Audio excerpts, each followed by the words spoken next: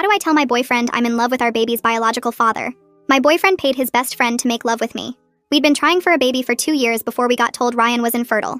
We were financially stable and desperate, and his best friend Noah was broke and looked similar to my boyfriend. When Ryan suggested it, I just shrugged, not knowing if he was serious. But then the next day he called Noah over, and Noah agreed immediately.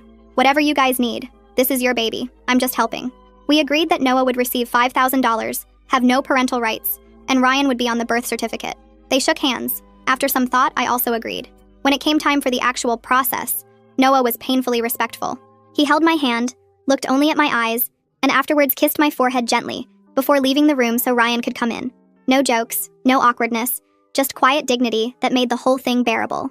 When the first test came back positive, Ryan cried happy tears and made his lock screen a photo of the ultrasound. Ryan's friends made crude comments about the arrangement, but Noah shut them down immediately. For months, everything went according to plan. We were winning at this arrangement. Then the 20-week anatomy scan revealed we were having a boy. Ryan's hand tightened on mine as he stared at the screen. Will he look more like Noah than me? The question hung in the air while the technician cheerfully pointed out tiny fingers and toes. That night, I found him crying in the nursery at 3 a.m., holding the ultrasound photo. The guilt crushed me. When Noah stopped by to drop off groceries the following week, he found me sobbing at the kitchen table. Ryan thinks the baby already looks like you in the ultrasounds. I managed between tears. Noah set down the bag slowly. Then Ryan needs glasses. This is his son, not mine. Everything got worse when the pregnancy weight came. By 24 weeks, I'd gained 30 pounds and Ryan stopped touching me entirely. One night, struggling to zip a dress for his company dinner, he watched from the doorway. Look at yourself. You've turned into a whale. The baby doesn't need you eating for 3. He laughed, actually stepping back from me. I can't bring you to this dinner looking like that. What would people think? The words hit like physical blows. He left for the dinner alone while I sobbed into my pillow, feeling disgusting. When Noah came by the next week with groceries Ryan had forgotten to buy, he found me crying over my laptop, reading about pregnancy weight gain. Ryan said I'm getting too big, I whispered, ashamed to even say it aloud. Noah's jaw tightened. Ryan's being dumb. You're growing a human. You're supposed to gain weight. You look healthy and beautiful. Ryan started drinking more after that company dinner. 3 beers became 6, then whiskey straight from the bottle. He'd pass out on the couch most nights, avoiding our bedroom entirely. When I had doctor's appointments, he'd promise to meet me there but show up late, reeking of alcohol, or not at all. Traffic was brutal. He'd slur, even at 10 a.m. appointments. I started lying to Noah when he asked how things were going, but he seemed to know anyway. At 32 weeks, I woke to stabbing pain and a lot of blood. I called Ryan first. Something's wrong with the baby. In the background, I could make out noise from a bar. Can't you just drive yourself? I'm with clients. Beep. He hung up. I called 911, then Noah, who found me on the bathroom floor, blood everywhere. I'm losing the baby, I sobbed. We're going to the hospital. He ran every red light, one hand gripping mine while I cramped and bled. 4 hours later, the doctor delivered the news. Threatened miscarriage, but the baby was stable. When they asked about contacting the father, Noah was already in the doorway. Ryan showed up 6 hours later, still drunk, cologne failing to mask the bar smell. Sorry, babe, my phone died. Noah stood up slowly, fists clenched. She almost lost the baby. Your baby. Ryan laughed bitterly. My baby? Everyone knows whose baby it really is. The next 2 weeks on bed rest revealed everything. Ryan would leave for work, but post Instagram stories from clubs. Noah came every day with meals, sat quietly while I rested, cleaned without being asked, never crossed a single boundary.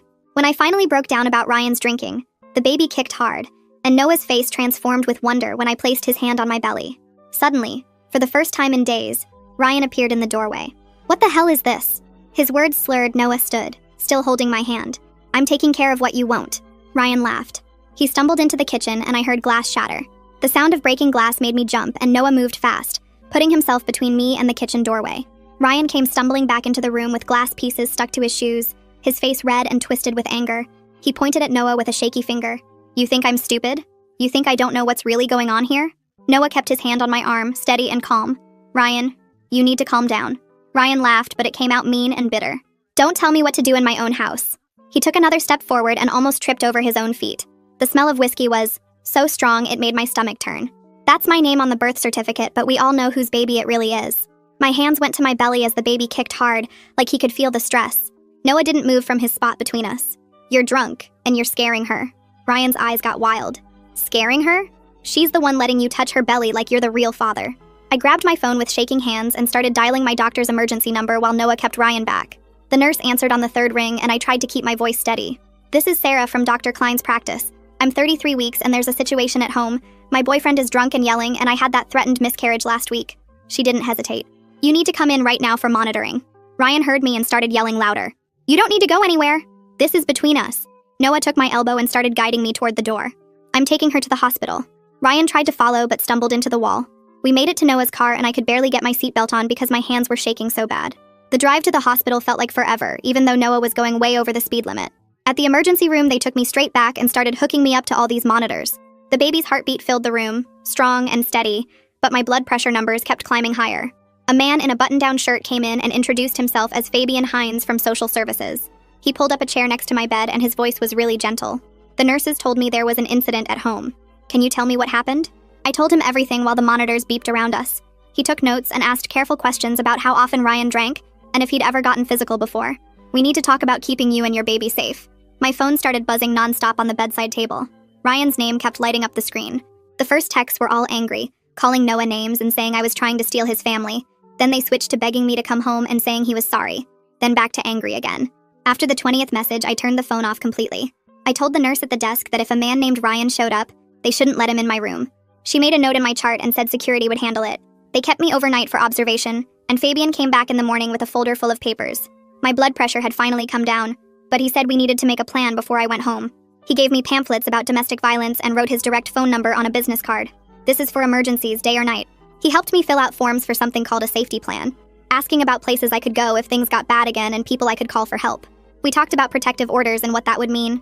My hands were shaking as I held all the papers he gave me. Noah drove me home the next morning and Ryan was sitting on the porch steps, looking gray and sick from his hangover. His eyes were all red and puffy like he'd been crying. Noah stayed in the car with the engine running while I walked up. Ryan stood up fast. "Baby, I'm so sorry. I didn't mean any of it. The drinking just got out of control, but I'll stop. I promise. Just please don't leave me." I stayed by the car door. "You need to prove you're serious about getting sober before we can even talk about the future." He started crying harder. "I'll do anything. I'll go to meetings. I'll pour out all the alcohol. Just come inside." I shook my head. "I need some time to think." Noah drove me to my sister's place and I used her computer to look up therapists. I found Hannah Ladd, who specialized in pregnancy problems and relationship stuff. My finger hovered over the call button for a long time because calling felt like admitting how messed up everything had gotten. But I made the appointment for 3 days later.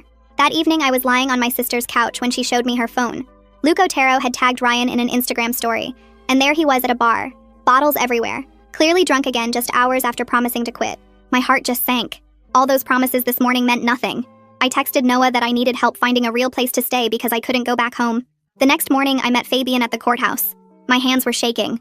So bad I could barely hold the pen to fill out the protective order paperwork. I had to write down everything that had been happening. The drinking, the cruel comments about my weight, leaving me alone during the miscarriage scare, and now the confrontation with the broken glass. The judge read through everything and granted it right away based on my pregnancy and all the proof of Ryan's drinking. Fabian said someone named Ronan Gates would serve Ryan with the papers. That afternoon, my phone started going crazy with voicemails. Ronan must have given Ryan the papers because each message sounded worse than the one before. "You can't do this to me. That's my baby. I'll demand a paternity test. I'll take him away from you. Noah put you up to this, didn't he? I know what you two are doing. You think you can just cut me out? I have rights."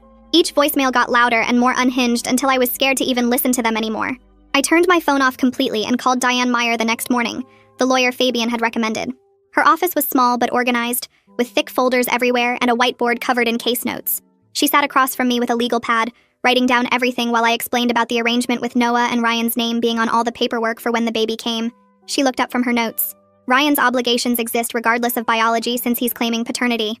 She pulled out a binder full of similar cases and showed me how courts handle these situations. The biological facts didn't matter as much as who was taking legal responsibility, and Ryan had already signed everything saying he was the father. She made copies of all my documents, the texts about the arrangement, the bank statements showing our joint finances, everything that proved Ryan's role. Her assistant scheduled our next meeting while Diane filed paperwork for emergency support since I couldn't access our money.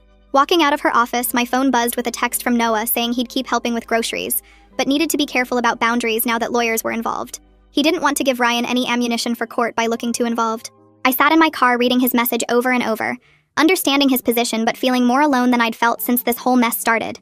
3 days later, I had my first appointment with Hannah Ladd, the therapist Fabian had suggested. Her office smelled like vanilla candles and had soft chairs that made me sink in when I sat down. She handed me tissues before I even started crying, which happened about 2 minutes into explaining everything. We spent that whole first session just naming what had been happening, using words I'd been too scared to say out loud like emotional abuse and neglect and escalation. She wrote notes while I talked about Ryan's drinking and the weight comments and leaving me alone during the bleeding. She helped me see that protecting the baby meant protecting myself first, that they weren't separate things like I'd been thinking. The next week at my 34-week checkup, I was sitting in the waiting room when Ryan pushed through the doors, demanding to see me even though the protective order said he couldn't come near me. The receptionist called security immediately while I ran to an exam room and locked the door. I could hear him yelling in the hallway about his rights as the father while 2 security guards escorted him out. The nurse checked my blood pressure 3 times because it kept spiking higher and higher. They made me lie on my left side for an hour until it came down enough to be safe. The doctor wanted to admit me, but I convinced her I'd be okay if I went straight home to rest. That night, I tried to buy groceries online, but my card got declined. I checked our bank account and found Ryan had frozen everything, even the account with my paycheck deposits. The grocery app kept rejecting my payment while I tried different cards, all linked to the same frozen accounts. I called Diane immediately, and she filed emergency paperwork with the court, but she warned me it would take at least 3 days to get a hearing about the money. I had $40 cash in my wallet and a nearly empty fridge. Noah could only drop off groceries once that week because his work schedule had gotten crazy with some big project deadline. He left bags on my doorstep with a note saying he was sorry he couldn't help more, but didn't want things to look wrong for court. I started taking Ubers to my appointments because I couldn't afford gas, watching the fare add up on my phone and wondering how long my cash would last. During my next session with Hannah, we worked on creating a birth plan that would keep Ryan away unless he could prove he was sober and had permission from the court. She helped me write down exactly what I wanted, who could be there, what would happen if Ryan showed up anyway. We called the hospital together and they added security notes to my file, highlighting the protective order and the safety concerns. The charge nurse said they dealt with situations like this and would keep me safe. The hospital security would have Ryan's photo at all entrance points. 2 days later, Ryan's office called asking why he hadn't been at work for a week. For the first time ever, I didn't make up an excuse or cover for him. He's dealing with personal issues. Here's his cell number. The woman on the phone sounded confused since I'd always handled his sick calls before, but I hung up before she could ask questions. Finally, Diane called with good news about the emergency hearing. The judge had ordered temporary support and given me exclusive use of our house while Ryan had to stay with Luke. She read parts of the ruling over the phone, how the judge was concerned about Ryan's behavior and my advanced pregnancy, how he'd have to pay support immediately. I could move back home the next day, and Ryan couldn't come within 500 feet. That evening, Noah stopped by for just a few minutes to drop off some mail that had gone to his place by mistake. He stood at the door, not coming inside, and cleared his throat awkwardly. I need to be clear about something. I care about you and the baby being okay, but I can't be more than a supportive friend. He looked at his shoes while explaining he'd started seeing someone casually and wanted to be transparent about it. My chest tightened, but I nodded and thanked him for being honest, even though it stung more than I expected it would. 3 days later, I found a huge flower arrangement on my doorstep, with a card in Ryan's handwriting saying he was sorry for everything and begging me to call him. The delivery slip showed it came from the expensive florist downtown and must have cost at least $200. I took photos of everything, including the order number, and texted them to Diane, who immediately filed a violation report with the court. Hannah helped me see this wasn't real remorse, but just Ryan trying to manipulate me back under his control by throwing money at the problem instead of doing actual work on himself. She explained how people with addiction often cycle through these grand gestures when they feel their control slipping away. I packed the flowers in a box and left them on the curb for trash pickup, while Hannah watched through video chat to make sure I didn't weaken and bring them inside. That same week, I signed up for online Al-Anon meetings after Hannah suggested it might help me understand what was happening with Ryan. The first meeting was hard because I kept wanting to defend him, or explain why his drinking wasn't that bad until other people started sharing their stories. One woman talked about how she spent 10 years making excuses for her husband's drinking before realizing she was just enabling him to avoid consequences. Another person described the exact same promises Ryan made about getting help, and how they never lasted more than a few days. I learned about the 3 C's, which meant I didn't cause his drinking. I couldn't control it, and I couldn't cure it. The meetings helped me stop blaming myself for not being enough to make him want to stay sober for our baby. At 36 weeks, I woke up with my belly rock hard and pain shooting across my lower back every few minutes. My blood pressure monitor showed numbers way higher than normal, and I could feel my heart racing even lying down. The contractions kept coming closer together, and I called my doctor, who told me to get to the hospital immediately. I grabbed my hospital bag and called an Uber since Noah was at work, and I didn't want to wait. They hooked me up to monitors right away and started IV medications to stop the contractions while checking if I was dilated. The nurse kept adjusting the monitors because the baby's heart rate would dip during each contraction and then shoot back up. After 4 hours, the medications finally worked, and the contractions spaced out, then stopped completely, but my blood pressure stayed high. The doctor decided to keep me overnight for observation, and said we might need to deliver early if things didn't improve. I spent the night watching the monitors and realizing how alone I'd be when real labor started without anyone to hold my hand or advocate for me. The next morning, I was putting on my shoes to leave when Ryan appeared in the hospital lobby wearing a suit like he'd come from a job interview. He rushed toward me saying he'd been checking every hospital trying to find me and swearing he'd already signed up for rehab if I'd just let him be there when the baby came. Security stepped between us immediately since the staff had my protective order on file, but Ryan kept talking over them about how he deserved to see his son born. I told him if he was serious about rehab, he needed to actually enroll first, and show proof through our lawyers, not just make more empty promises. He started crying and saying I was being cruel keeping him from his child, but security escorted him out while he shouted about getting his lawyer involved. 2 days later, Diane forwarded an email with documentation showing Ryan had enrolled in an outpatient program that met 3 evenings a week. The intake form showed he'd admitted to drinking daily, and had his first session scheduled for that night. But Diane and I both knew outpatient wasn't enough for someone drinking as much as Ryan. I told her all communication needed to stay between attorneys, and that he'd need to complete the full program, plus show sustained sobriety, before I'd consider any changes to our arrangement. She agreed and said the court would likely require at least 90 days of documented sobriety before modifying any custody orders. We spent the next few hours drafting a temporary parenting plan that would let Ryan have supervised visits at a family visitation center after the baby was born, but only if he stayed sober and completed his treatment. The plan included drug and alcohol testing requirements, and specified that any failed test would immediately suspend visits until he completed additional treatment. Diane said judges usually approve these kinds of graduated plans because they gave parents chances to prove themselves while keeping babies safe. The facility would provide trained supervisors who would document all interactions and stop visits if anything concerning happened. I went to the hospital the next week to pre-register for delivery and met with their security team about my situation. They took Ryan's photo from social media and added it to their system with notes about the protective order and that he wasn't allowed in the maternity ward. The security supervisor walked me through their procedures and showed me the panic buttons in every room that would bring security immediately. They flagged my file so every staff member would know about the safety concerns and promised someone would check my room regularly during labor. Hannah helped me create detailed plans for going into labor, including having 911 on speed dial and keeping my packed hospital bag right by the front door. We practiced the fastest route to the hospital and identified backup routes in case of traffic while timing how long each one took. She had me write down exactly what I'd say to 911 and practice saying it out loud so I wouldn't freeze if I was in pain. We made lists of what to do if labor started at different times of day and who to call in what order. During my next therapy session, I finally said out loud what I'd been thinking for weeks, that I didn't want Ryan back even if he got completely sober. Hannah asked me to explain more, and I told her how the mean things he'd said about my body and abandoning me during the bleeding had broken something that couldn't be fixed. I just wanted him stable enough to be a safe co-parent, but I'd never trust him as a partner again after seeing who he became when things got hard. She said this clarity would help with all the legal proceedings because I could focus on what was best for the baby instead of trying to save a relationship that was already over. The next week we had another hearing where the judge reviewed everything that had happened, including the flower violation and Ryan's enrollment in outpatient treatment. The judge ordered temporary child support starting immediately based on Ryan's last known income and said he had to maintain the payments even if he lost his job from drinking. She kept the no-contact order in place except for communication through attorneys and said Ryan needed at least 30 days of verified treatment before she'd even consider revisiting custody arrangements. The support amount was enough to cover my basic expenses, which meant I could stop panicking about money and focus on getting ready for the baby. That night after my shower, I stood in front of the bathroom mirror for the first time in weeks and really looked at my body without clothes on. My belly was huge and covered in stretch marks that looked like purple lightning bolts spreading across my skin. I touched each mark gently and whispered thank you to my body for growing this baby even when everything else was falling apart. Hannah had taught me these exercises during our last session, where I was supposed to say nice things to myself instead of mean ones. I told my legs thank you for carrying all this extra weight, and my back thank you for not giving out even though it hurt all the time. The next morning, Diane called me with news that made my stomach drop. Luke had posted Instagram stories at 2 in the morning showing Ryan passed out on his couch with empty beer bottles all around him. She'd already taken screenshots before Luke deleted them 20 minutes later, but the damage was done. We filed an update with the court that afternoon showing Ryan had broken his promise to stay sober, and the judge immediately canceled any talks about him getting visits with the baby. Noah came by that weekend to put together the crib I'd ordered online since I couldn't figure out the instructions myself. He worked quietly in the nursery while I sat in the rocking chair watching him sort through all the pieces and screws. When he finished 2 hours later, I asked if he wanted to stay for dinner, but he grabbed his tools and headed for the door. "I can't," he said without looking back, and I understood even though it hurt to watch him leave so fast. My next doctor's appointment brought more changes when she checked my blood pressure 3 times and frowned at the numbers. The baby was measuring big on the ultrasound, and my blood pressure kept going up no matter what I did. She pulled out her calendar and pointed to a date that was only 10 days away. "We're going to schedule your induction for 37 weeks and 2 days, she said while typing notes into her computer. Having an actual date written down made everything feel more real and less scary somehow. I called Diane from the parking lot to tell her about the induction date, and she said she'd make sure the court knew in case Ryan tried anything.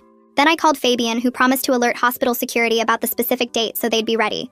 The hospital added extra notes to my file and said they'd have someone stationed near the maternity ward entrance that whole day. 3 days before the induction, I was packing my hospital bag when my phone rang with a blocked number. I almost didn't answer, but something made me pick up, and Ryan's voice came through slurred and crying. He talked for 5 minutes straight about how his dad used to hit him when he was little, and how he swore he'd never be like that, but here he was turning into the same kind of dad.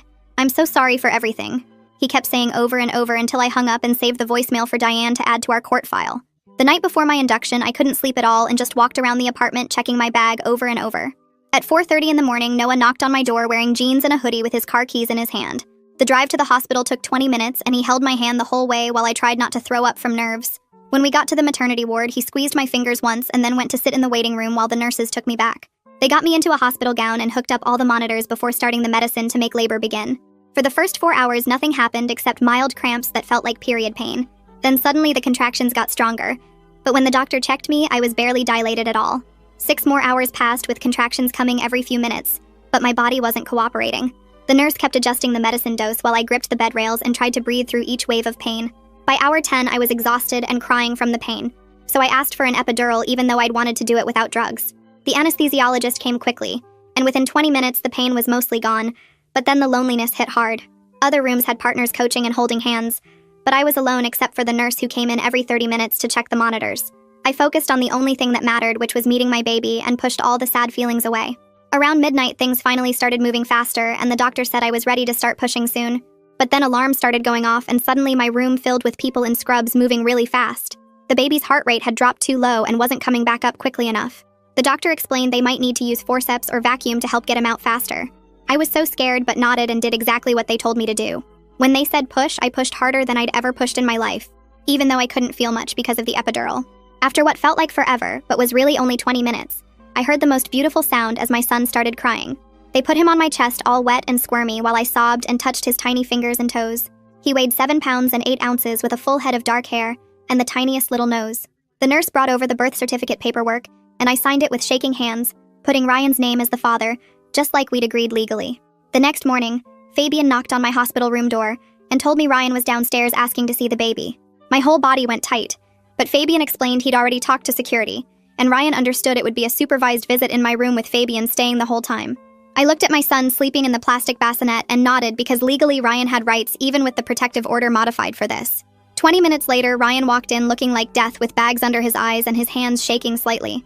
Fabian stood by the door watching while Ryan approached the bassinet slowly, like he was scared to get too close. When he picked up our son, his whole face changed, and tears started rolling down his cheeks as he held him against his chest. He whispered promises to the baby about getting better and being the dad he deserved while I watched from the bed, feeling my heart crack open. The baby stayed calm in his arms, and Ryan rocked him gently for the full hour Fabian had approved. When the time was up, Ryan carefully put him back in the bassinet and turned to me with this desperate look.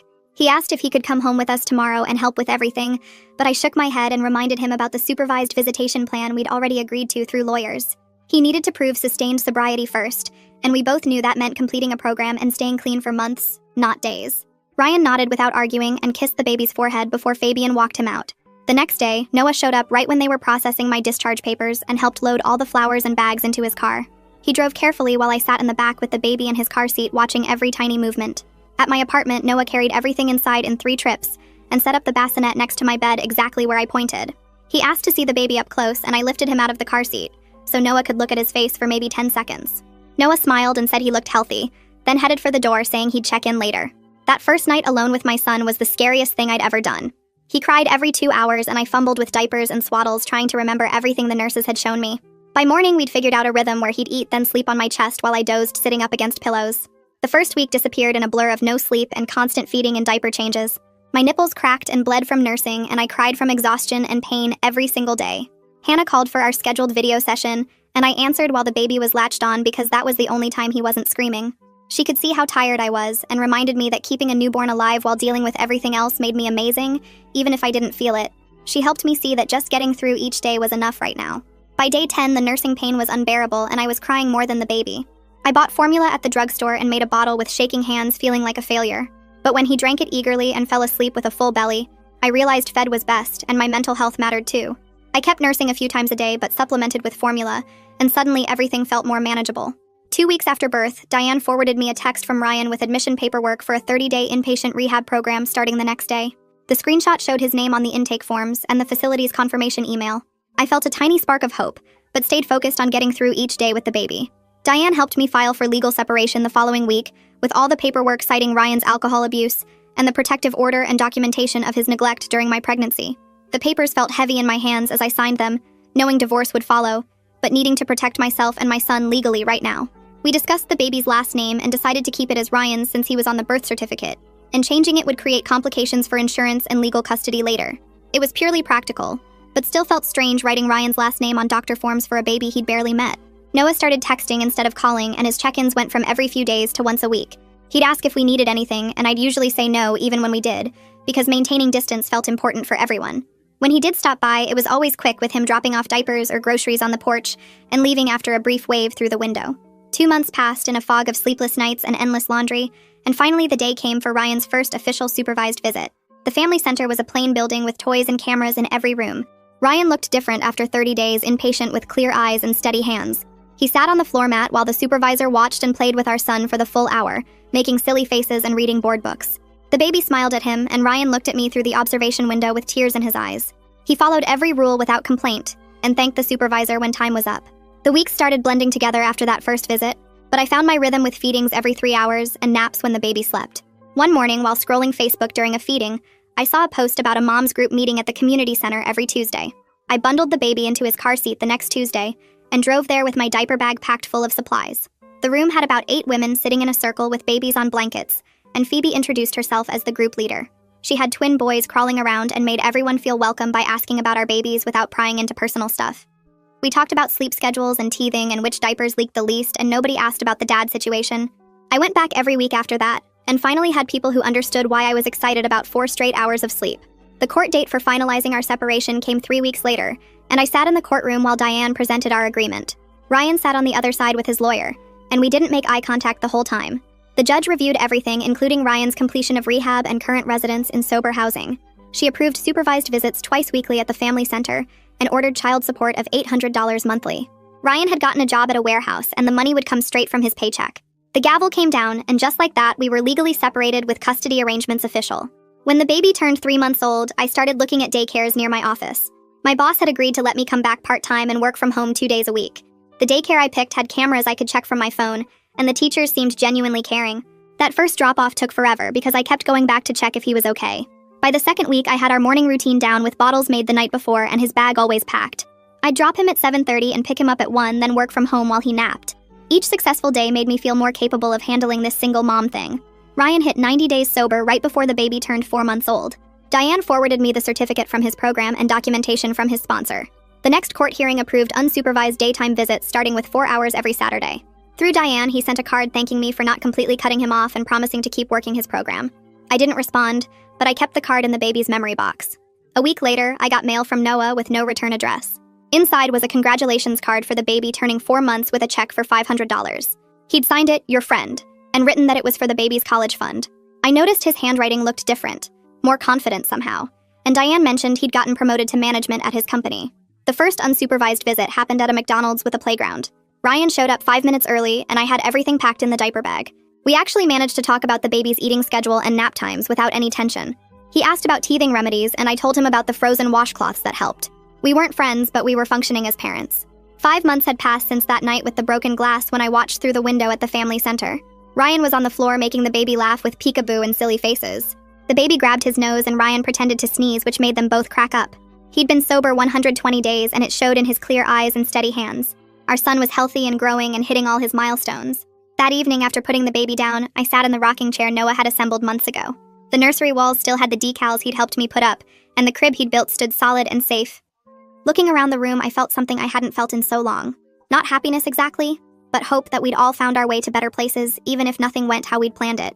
This whole thing really has been a journey. Thanks for sticking around with me through all the questions and wondering.